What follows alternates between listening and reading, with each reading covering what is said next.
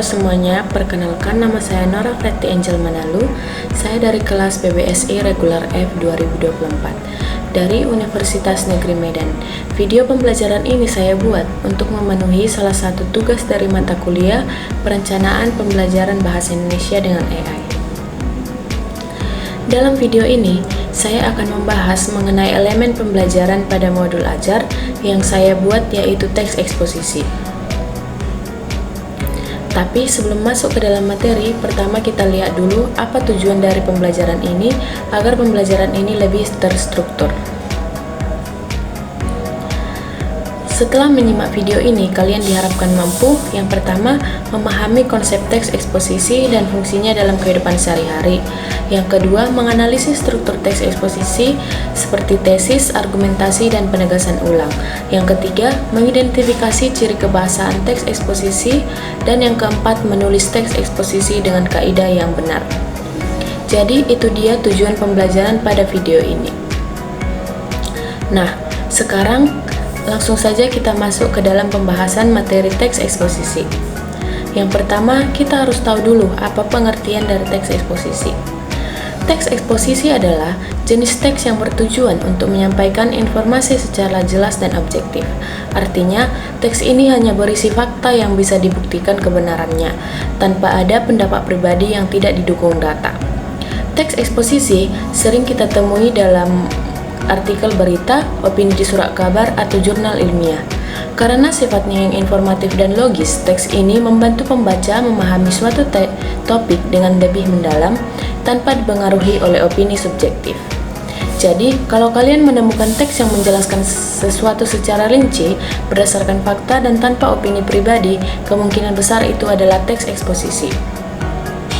Setelah memahami apa itu teks eksposisi, sekarang kita akan membahas mengenai struktur dari teks eksposisi. Dalam teks eksposisi, ada 3 bagian utama yang membentuk kerangka pemaparannya. Yang pertama ada tesis.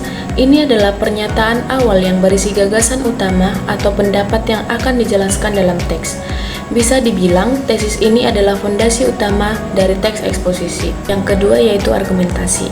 Bagian ini berisi penjelasan lebih lanjut yang mendukung tesis, biasanya berupa data, fakta, hasil penelitian, atau pendapat ahli.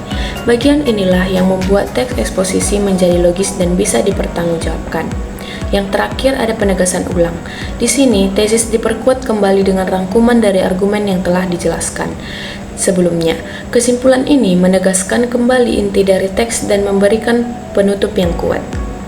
Dari struktur teks ini, teks eksposisi bisa menyampaikan informasi secara sistematis dan mudah dipahami. Di sini saya sudah mencantumkan contoh teks yang akan kita lihat penerapan struktur teks eksposisinya.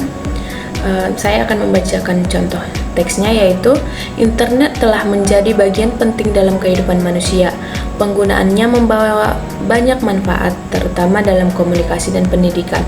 Namun di sisi lain, ketergantungan pada internet juga bisa menimbulkan dampak negatif, seperti kecanduan dan penyebaran informasi yang salah. Oleh karena itu, penting bagi pengguna untuk memanfaatkan internet dengan bijak. Mari kita lihat bagaimana struktur teks eksposisi diterapkan dalam contoh ini.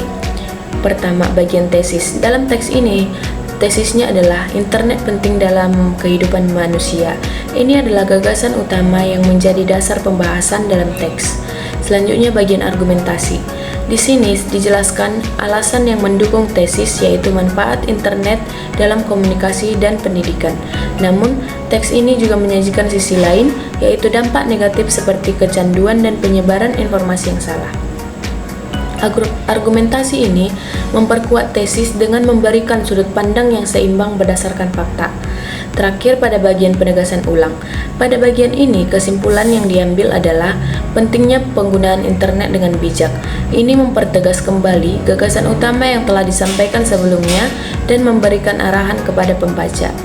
Jadi, dengan mengikuti struktur ini, teks eksposisi bisa menyampaikan informasi dengan jelas dan sistematis. Selain struktur yang jelas, teks eksposisi juga punya ciri kebahasaan yang khas. Ada 3 unsur kebahasaan utama yang sering digunakan dalam teks ini. Yang pertama, kata kerja mental. Kata kerja ini menunjukkan proses berpikir atau menalar seperti menyimpulkan, menyimpulkan, menganggap, dan memahami. Misalnya dalam kalimat, para ahli menyimpulkan bahwa pembaca buku secara rutin dapat meningkatkan kemampuan kognitif seseorang.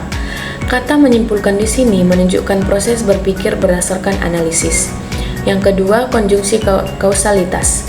Ini adalah kata hubung yang menunjukkan hubungan sebab akibat seperti karena, sebab, akibatnya, dan sehingga.